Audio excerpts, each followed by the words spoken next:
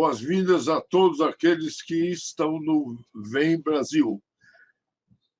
Humanidades, a matemática humanista. Este é o momento onde nós estamos mostrando como a matemática é um empreendimento humanista, é um empreendimento da espécie humana, e como o programa Etnomatemática pode, de certo modo, dar a fundamentação teórica para se justificar chamar uma matemática humanista. Esse é o tom da minha palestra. Eu tenho um texto longo escrito e vou, de certo modo, resumir aquilo que está escrito. Em primeiro lugar, eu quero mostrar como a cultura e a matemática são, no fundo, a mesma coisa. Quer dizer, desde que o ser humano começa a refletir, a tentar lidar com o seu ambiente, a refletir sobre fatos, fenômenos, sobre si próprio, ele começa a desenvolver uma percepção, é o ponto de partida para o que acaba se transformando numa cultura. E esse ponto de partida é o recurso principal que ele tem, é de natureza matemática, e eu vou tentar mostrar isso no curso dessa fala. A coisa é, quando nós falamos em cultura, é necessário a gente reconhecer que há um pluralismo cultural. E esse pluralismo cultural também implica um pluralismo matemático. Isto é, dependendo do ambiente onde a pessoa está, dependendo das circunstâncias sociais, culturais, mitológicas daquele grupo, ele vai desenvolvendo uma percepção do que é o universo, do que é o cosmos. E, ao desenvolver essa percepção, ele não deixa de se preocupar com o seu dia a dia. E a preocupação com o seu dia a dia é a preocupação com a sua sobrevivência, com a sobrevivência da espécie. E a preocupação maior da sua situação, de como ele se situa no contexto geral da natureza, do cosmos, etc., ele quer encontrar o seu lugar. Isto é o que eu chamo transcendência, e volto a falar sobre isso logo mais. Então, isso aí nos leva a pensar, bom, e a matemática como se insere nisso tudo? E, claro, a matemática tem sido, desde o Paleolítico, desde os hominídeos em geral, ela tem sido a estratégia, as técnicas que as pessoas usam para se situar. E desde que uma criança nasce, a gente percebe, a primeira coisa que faz é aprender a respirar, aprender a se alimentar e observar. E logo que a criança nasce, a gente percebe que está observando. E a natureza humana é assim. Qualquer situação, você procura observar. Ativa os seus sentidos. Sentidos podem ser visão, audição, todos os sentidos, alguns que a gente nem sabe quais são. Ativa os seus sentidos e observa o seu ambiente. Se sente, se coloca no seu ambiente. E, ao se colocar no seu ambiente, começa a comparar coisas, a ordenar coisas. Não, isso está desse lado, isso está daquele. E se situa na utilização dos seus sentidos para se inserir nesse ambiente. E aí vai percebendo que há coisas maiores, há coisas menores, há maiores quantidades, há menor quantidade. Isso da espécie humana se desenvolve, continua. Começa desde o nascimento da criança. Quando nasce, tem essas reações e vai envelhecendo e vai tendo essas relações. E até hoje, eu, como um velhote, estou num ambiente, a primeira coisa que eu faço é observar, verificar, ter uma ideia do que é aquele ambiente. Aqui nessa sala tem mais gente, aquela tem menos.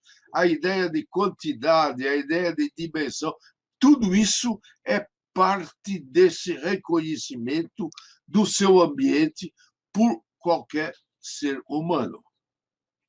Então, isso é que é o ponto de partida para a matemática. É próprio de todo ser humano. E é por isso que nós dizemos que isso tudo é o ponto de partida para o empreendimento humano que nós chamamos de matemática. Infelizmente, o ambiente acadêmico deprecia, mesmo exclui muitas formas de agir dessa maneira em culturas as mais variadas, marginalizando. E se dá a impressão de que o universo é o universo acadêmico.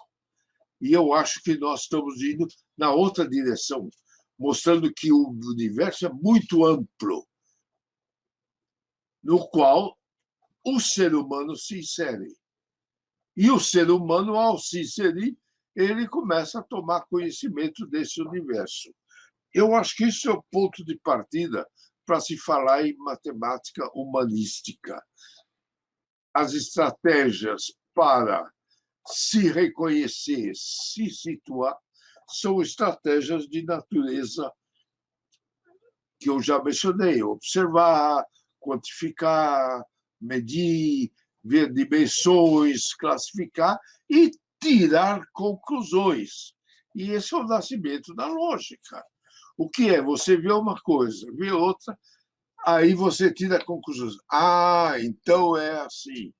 Isso tira a conclusão.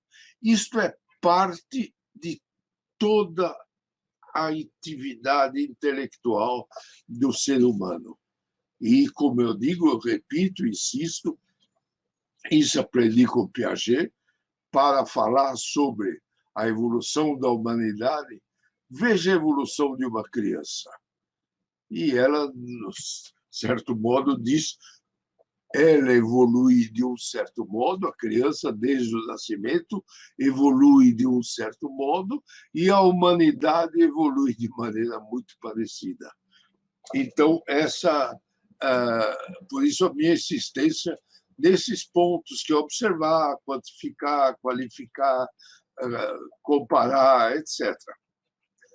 Quando eu escolhi o título para essa palestra,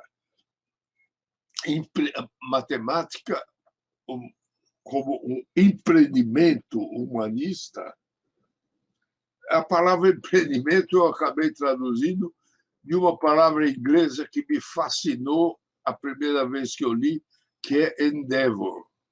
E o que é endeavor? Em 1700 e pouco, o capitão Cook, James Cook, inglês, viajou pelo mundo, porque se falava que havia terras no sul do Pacífico, terras desconhecidas, chamada Terra Australis Incógnita, ou Terra Desconhecida do Sul. Isso aí eles ouviram, e logo que chegaram China, Índia, etc., todos se referiam às terras do Sul. E os ingleses mandaram um capitão, James Cook, pilotando um navio para explorar, procurar o novo, tentar entender o novo. E esse Cook foi num navio chamado Endeavour, HMS Endeavour, His Majesty's Ship Endeavour. Para quê? Para descobrir, para explorar, para ver o novo, a busca do desconhecido.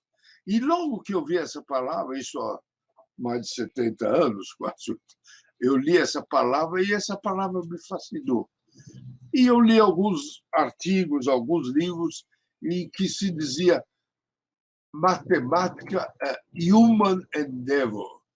Isto é, na hora de traduzir, endeavor, eu disse, talvez a palavra mais próxima ao empreendimento, e aí veio esse título, Matemática como um empreendimento humano.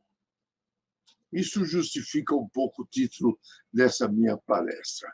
Eu tenho várias referências sobre como ela vem sendo usada para matemáticas, até a fundação do grupo chamado Humanistic Mathematics, matemática humanista, em 1990, eu acredito, e, a partir daí, uma busca do aspecto humanístico da matemática.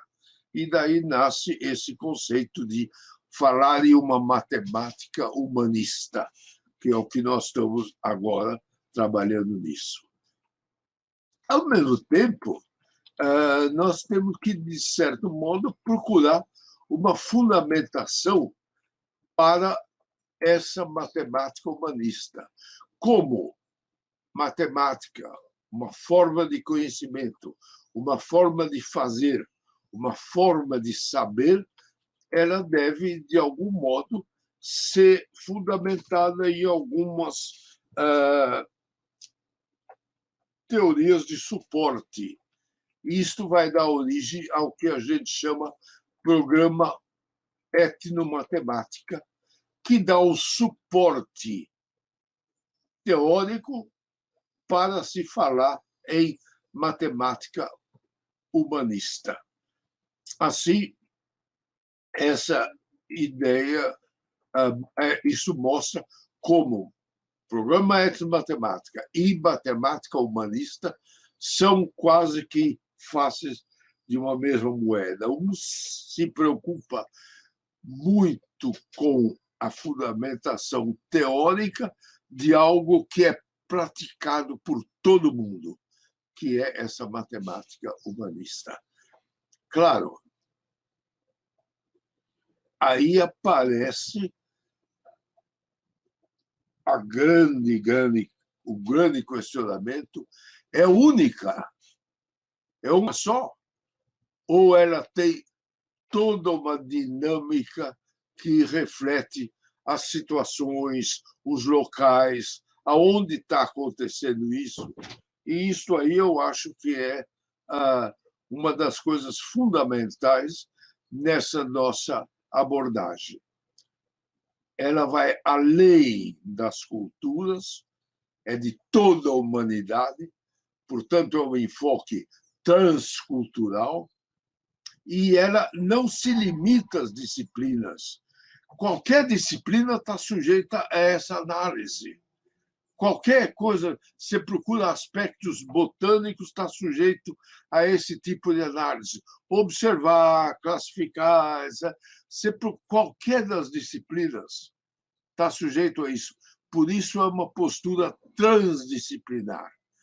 Então, a abordagem que eu faço é uma abordagem transdisciplinar e transcultural. Acaba sendo uma abordagem holística, olha para tudo.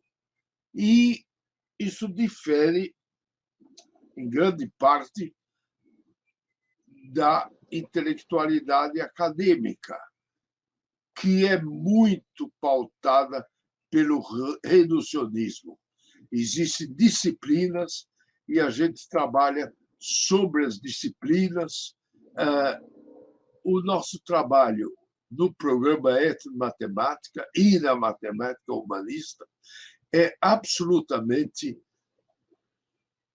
holístico, no sentido de uma transdisciplinaridade e transculturalidade nas nossas reflexões. Então, aí, da onde veio esse conceito do holístico, etc., a teoria geral de sistemas aborda um pouco esse tipo de questionamento, mas não vou entrar em detalhes sobre isso.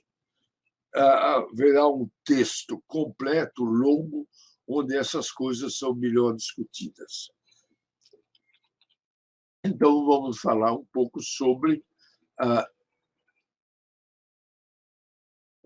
por que nós encontramos o ser humano diferenciado dos outros seres vivos. Isso é uma coisa muito interessante. Aí entra a questão mitológica, religiosa, ser humano criado por uma entidade divina, ou o ser humano, a partir do fenômeno vida, se desenvolve, que é a proposta do Darwin, quando ele fala numa vida, a vida começa. É muito difícil explicar o que é vida. É uma área aberta em toda a ciência. O que dá origem à vida? Agora, uma coisa é característica. Quando começa a vida, a coisa principal é a continuidade da vida. Então, você tem vários elementos químicos, que provavelmente elementos químicos que, de certa forma, se combinaram e deram origem à vida. Como eu disse, é uma questão aberta e praticamente todas as viagens interplanetárias, ir para outros planetas, etc., é para tentar entender, ajudar a entender qual a origem da vida, como começa a vida. O fato é que nós reconhecemos que há vida, e uma pessoa que se interessou para estudar desde a vida o que acontece com os seres vivos foi Charles Darwin, quando fez a teoria da evolução de Darwin, muito conhecida por todo mundo. Eu sou aderente do pensamento de Darwin, e ele disse que havia um primeiro ser vivo chamado Luca, primeiro ser vivo, do qual todos os seres vivos dependem, e, a partir daí, os seres vivos vão se diferenciando. Vão se diferenciando em domínios, espécies, etc., e chegamos a nós. Essa evolução dos seres vivos é um estudo muito interessante, e o que se vê é que há cerca de 14 milhões, 12 milhões de anos, nesse processo evolutivo, aparece um gênero chamado gênero Homo, do qual aparecem espécies desse grande gênero, que são os hominídeos, Homo, espécies, e uma espécie muito importante que vai evoluindo para isso, até, difícil dizer, 5 milhões de anos, 6 milhões, aparece o chamado Homo sapiens, e esse Homo sapiens inclui várias espécies, junto com Homo neanderthalensis, Homo denisovanensis e várias outras espécies, inclusive o Homo sapiens. Os outros, por algum processo também difícil de se explicar, vão sendo extintos e se extinguiram. O Homo neandertal não existe mais. O Homo denisovanense, de Denisova, também não existe mais. E várias outras espécies que havia também não existem. E a que sobreviveu é o Homo sapiens. Então, nós somos o único sobrevivente desse gênero chamado hominídeos ou Homo. Desse gênero aparece dessa espécie, aparecem subespécies, e dessas subespécies, uma sobrevive até hoje, que é o Homo sapiens sapiens. Então, nós somos a subespécie dos homos, que é parte do gênero hominídeos. Nessa subespécie é que começam a surgir os primeiros momentos de aquisição de consciência. O que é consciência? Mais uma questão aberta, onde há muita discussão. Claro, cérebro aparece muito cedo, em praticamente todas as espécies animais terá um cérebro, e nessas espécies o cérebro tem as suas funções fisiológicas. Na subespécie Homo sapiens sapiens, esse cérebro se mostra capaz de mais coisas, que são decisões que dão origem àquilo que chama consciência, ou consciente. Então, os estudos de consciência, o surgimento da consciência, o conceito de consciência é uma das áreas de pesquisa muito, muito interessantes e que está sendo muito trabalhada. Essa espécie, que somos subespécies, Homo sapiens sapiens, que somos nós, começa a se organizar e é próprio, e aí aparece nas outras, os outros animais também, uma tendência a gregarismo. As pessoas se aproximar, os indivíduos, animais, se aproximarem de outros que guardam alguma similaridade, traços comuns, etc., que é o gregarismo. As pessoas, os indivíduos, não estou falando pessoas, se reúnem. E quando chega no Homo sapiens sapiens, se dá a mesma coisa. Aí podemos chamar pessoa, as pessoas se reúnem e acabam desenvolvendo um cuidado com novas gerações. Isso acontece em todos os animais, há um cuidado com as novas gerações, que é o sentido paternal e maternal, cuidam do que nasceu.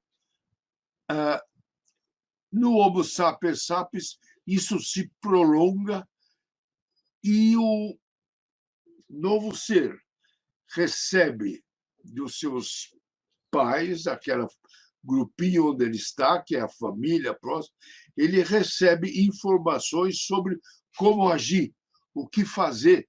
E eu diria, isso é uma proto-educação. As novas gerações aprendem das gerações anteriores.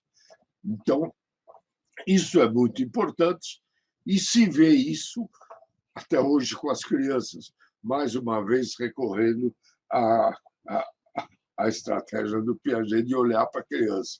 Se vê isso as crianças, até chegar o momento onde o ser humano, e o que acontece com as crianças, a gente nota muito bem, começa a questionar, a tentar entender, explicar por que isso, como é isso, por que dá certo, por que não dá certo, que é uma característica da consciência, que nos faz tomar atitudes e ações que conduzem àquilo que a gente espera, e não a coisa feita assim ao acaso.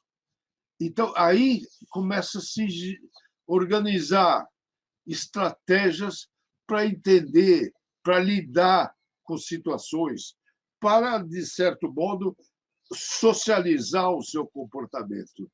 E aí nasce aquilo que a gente começa a considerar ponto de partida para etnomatemática.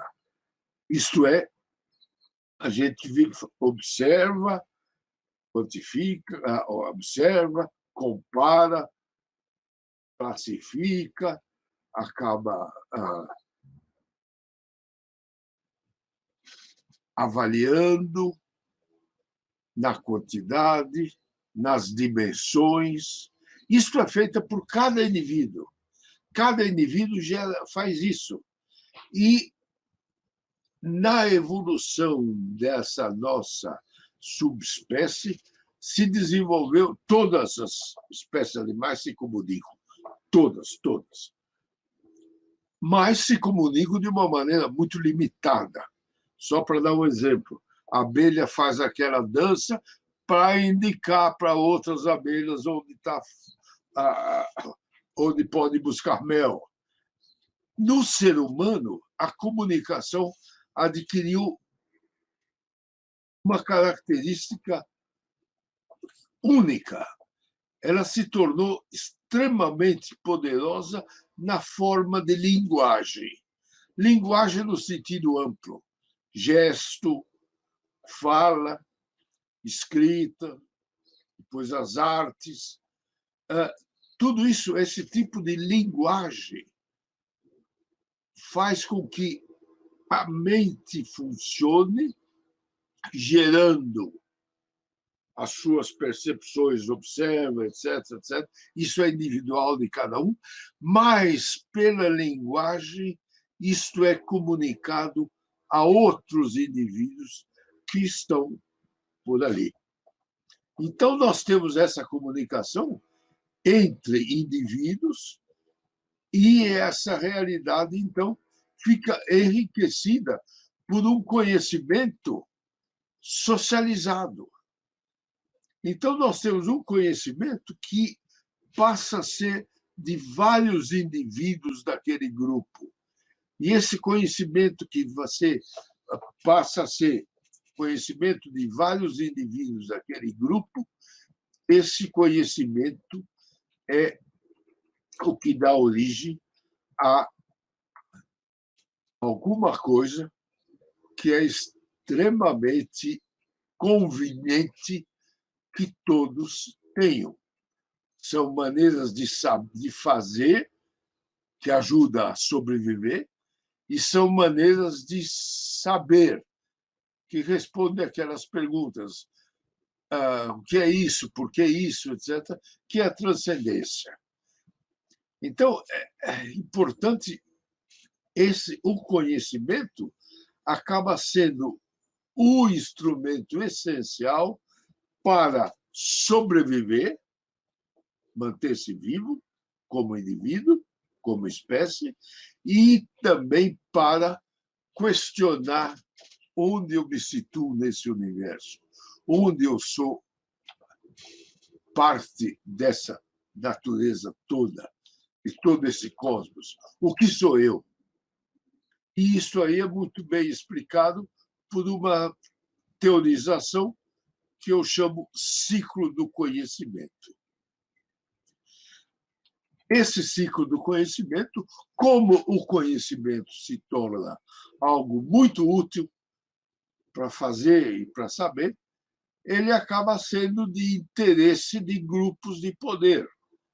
E quando, claro, aqueles grupos que se organizam por causa de grupos similares, que eu espero, família, comunidade, etc., estão organizando, alguém se destaca nesse grupo e acaba criando um instrumento, um mecanismo, uma coisa que chama poder. Também é muito longo discutir tudo isso, mas é fácil.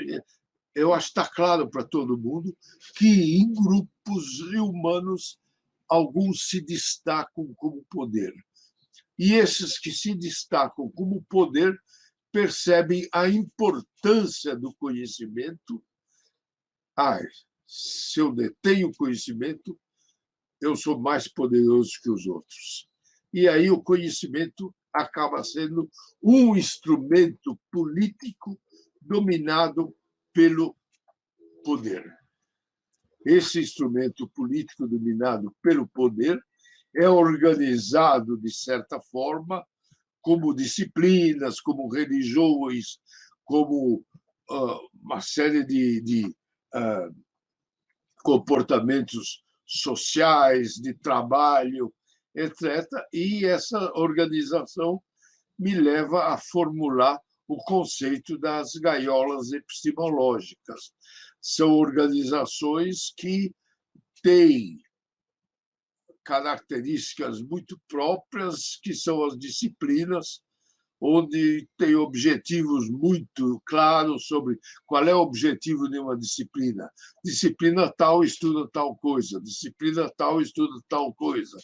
E, com isso, vão se criando gaiolas onde o conhecimento se dá daquela forma específica para cuidar de certas coisas específicas. A matemática humanista e, em particular, principalmente, o programa étnico-matemática é uma recusa a estar esgaiolado. Tudo que é conhecimento tem que ser contemplado, seja de uma área, seja de outra, todos estão contemplados. Por isso, eu insisto em dizer, é transdisciplinar. Tem que ser contemplado não só naquele local, mas aonde esteja. Por isso é transdisciplinar. E esse é o conceito que dá suporte ao programa Étnico-Matemática. Dando suporte ao programa Étnico-Matemática, reconhece a matemática como um empreendimento humanista de toda a humanidade. Nessa discussão, a gente começa a perceber ele é o mesmo para todos? Não. E é óbvio que cada cultura tem a sua maneira de lidar com o seu ambiente, tem a sua maneira de explicar coisas. Se o pessoal que está no Círculo Polar Ártico, que vive cercado de gelo, ele tem que trabalhar. A observação dele mostra gelo para todo lado. Ele tem que trabalhar naquele ambiente e, naquele ambiente, ele desenvolve as suas maneiras de fazer, as suas maneiras de saber, de explicar o que é. Aqueles que estão na região, por exemplo, amazônica, está cercado, nunca viu gelo, nem tem ideia do que seja, mas está cercado de árvores, está cercado de rios, de vários animais, de peixes. A vida deles se dá em torno disto. Por isso, cada cultura tem a sua maneira de lidar com essas coisas. Basicamente, todas em busca de sobreviver e transcender, isto é, explicar as coisas. E, com isso, cada cultura desenvolve o seu. Mas o ser humano, mais do que todos os outros animais, o ser humano tem uma capacidade de adaptação a outros ambientes. Ele anda mais, ele se desloca mais, ele migra mais do que as outras espécies animais. As outras espécies se localizam num determinado lugar. Claro, quando chega verão, voam as aves, vão de lá para um lugar mais frio, ou saem do lugar frio, vão para um lugar mais quente. Isso em grupos, mas são movimentos migratórios que são, no fundo, fisiológicos, respondem à fisiologia. O ser humano vai se deslocando num endeavor, num empreendimento, na busca de coisas diferentes, na busca de coisas novas. É isso que distingue o ser humano, os hominídeos, de todas as espécies animais. Nós buscamos o novo. Nós queremos saber mais. E, com isso, nós vamos nos deslocando. E, ao deslocar, um encontra outro. E, ao encontrar outro, há uma troca de conhecimentos. É inevitável, isso é muito bem estudado naquilo que eu chamo a dinâmica dos encontros culturais. E as várias culturas se encontram e criam uma certa troca de conhecimentos, troca de comportamentos, troca de ideias. Isto aí é que justifica a nossa busca de algo que é de toda a humanidade. Esse de toda a humanidade não quer dizer o mesmo para toda a humanidade, mas quer dizer está de uma forma ou de outra em toda a humanidade. Esse reconhecimento de que em toda a humanidade a busca de conhecimento, isto é, a busca de fazer e saber, é o que determina a evolução mental, a inteligência, é o que determina a característica do ser humano de buscar não só sobreviver, mas explicar a sua sobrevivência. Ao explicar essa sobrevivência, é que dá origem a mitologias, a religiões, etc. Isso tudo se desenvolve com os primeiros passos, que são observar, comparar, qualificar, quantificar, medir. Por isso, a matemática é intrínseca à condição de ser humano. Por isso, justifica falar matemática humanista. A matemática humanista, portanto, representa para todos nós, educadores, e para alunos, público em geral, representa uma visão de que, ao lidar com as coisas que afetam o nosso dia a dia, a buscar explicações para situações que nos preocupam. Por exemplo, no momento que nós estamos vivendo, a busca de explicações para essas coisas todas pode ser feita com, ou deve ser feita, com instrumentos matemáticos da mais ampla natureza. Isto é, não engaiolados em disciplinas, mas uma matemática ampla, que é o que o programa Etnomatemática propõe. A matemática humanista é o reconhecimento disto e a aceitação disto no fazer e saber matemático de toda a humanidade.